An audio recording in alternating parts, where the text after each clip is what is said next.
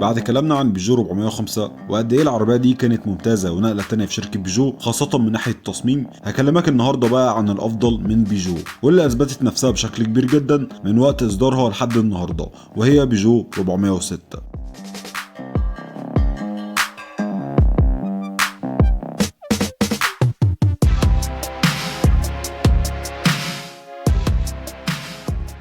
بيجو 406 هي تطوير لبيجو 405 في كل حاجة، سواء في التصميم أو التجهيزات وغيرهم. وزي ما 405 انتشر بشكل كبير، نفس النظام حصل مع بيجو 406، والانتشار ده كان نتيجة للثقة اللي العربية اكتسبتها قبل حتى إصدارها، وده طبعا بسبب سمعة بيجو 405 وشهرتها بالقوة والاعتمادية.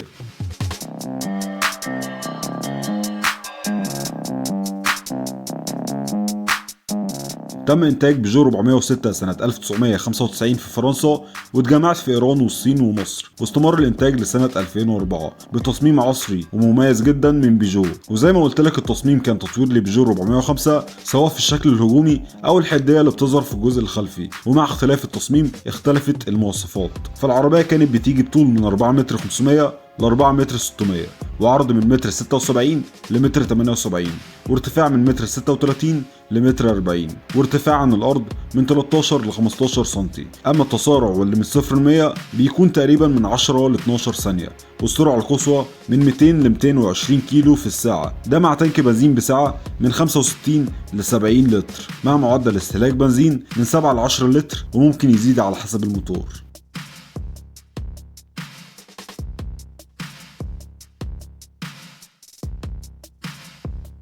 عارف انت لما حاجة جديدة تنزل السوق تتخطف خطف؟ اهو البيجو 406 كانت بتتخطف خطف، وده بسبب تميزها واختلافها في التصميم في الوقت ده، مع مميزات تانية كتير. فبعد التصميم تيجي ميزة تانية وهي الاعتمادية. في 406 اعتمادية بشكل كبير جدا وتتحمل معاك ومش بتاعة اعطال، وده بيرجع لجودة خامات التصنيع، لكن خلي بالك من اعطال الكهرباء واللي هكلمك عنها في العيوب.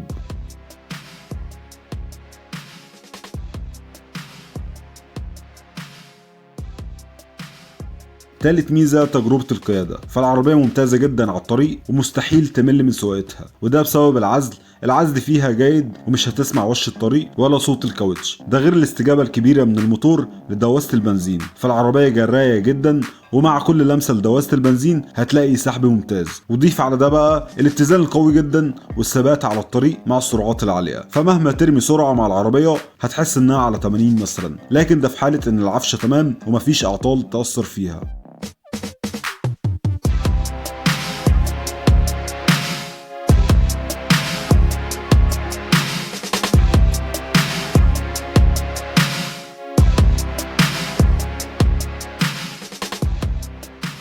رابع ميزة الاقتصادية. بيجو 406 اقتصادية في كل اصداراتها تقريبا، لكن بتختلف من موديل للتاني وعلى حسب الموتور. يعني مثلا موتور ال 1600 بيستهلك بمعدل 7 لتر لكل 100 كيلو، اما ال 1800 بمعدل 8.5 لتر، وال 2000 سي سي بيبقى بمعدل استهلاك 10 لتر تقريبا لكل 100 كيلو. والاقتصادية في الاستهلاك ده بيرجع لكفاءة الموتور مع اعتماد نظام تشغيل العربية بشكل اكبر على الكهرباء والتناسق اللي بين الموتور والاجزاء الكهربية. لكن في اللي بيشتكي ان استهلاك البنزين عالي، حابب اوضح لك ان الاستهلاك ممكن يزيد في 406 بشكل كبير في حالة وجود خلل او عطل في كهرباء العربية او الموتور، وطبعا ده مع الوقت هيأثر على سحب العربية واستهلاك البنزين هيزيد.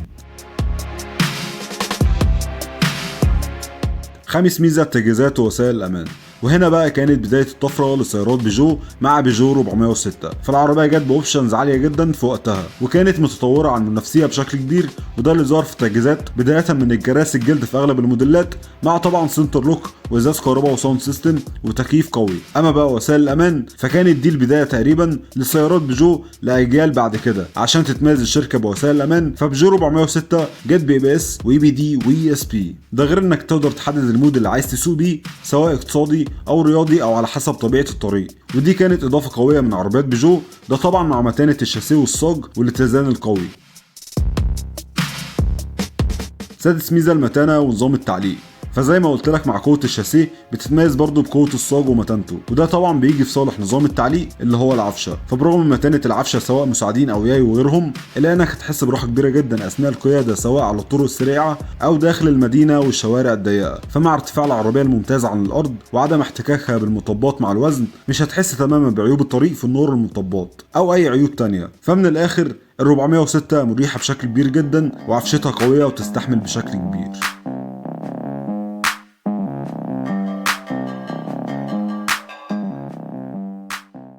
سابع ميزة مساحات التخزين. ف 406 عائلية بشكل كبير، وده بسبب مساحات التخزين خاصة مع إمكانية طي المقاعد الخلفية، واللي هيدي مساحة كبيرة في الجزء الخلفي.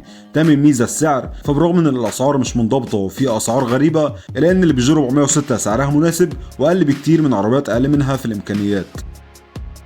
آخر ميزة إعادة بيعها. فالعربية إعادة بيعها ممتازة جدا، وفي حالة اهتمامك بيها هتعرف تبيعها بسهولة.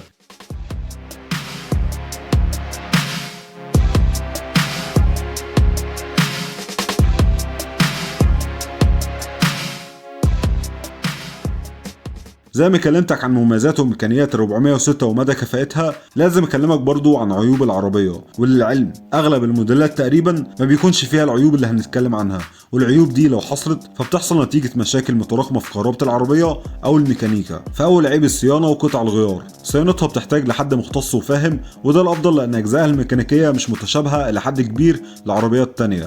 وبالنسبه لكهرباء العربيه فنصيحه ما تسيبش عطل وتستهتر بيه، لان عطل الكهرباء في 406 هيجيب اعطال تانية في حالة إهماله. أما قطع غيارها فبرغم انتشارها وتوفرها إلا أن قطع غيارها غالية نسبيا.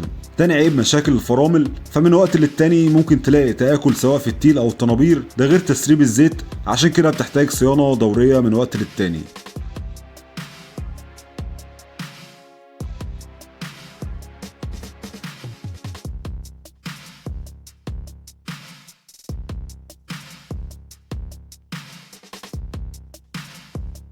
تالت عيب البرومة. فهتلاقي تآكل لهيكل العربية مع الوقت خاصة في الجزء السفلي، وده برغم متانة الصاج.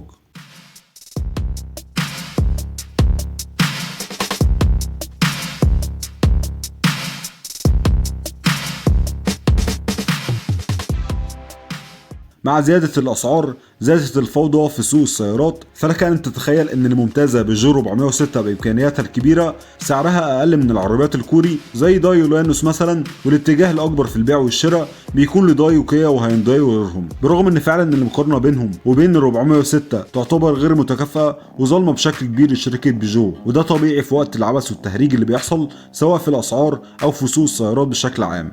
فمن الاخر كده انا شايف ان بيجو 406 عربيه ممتازه جدا، وافضل من عربيات تانية كتير بنفس سعرها. ولو في عيوب فهي عيوب سهل جدا تتعامل معاها ومش موجوده كمان في كل الموديلات. ده كان فيديو بيجو 406، ما تنساش اللايك والسبسكرايب. سلام يا وحش.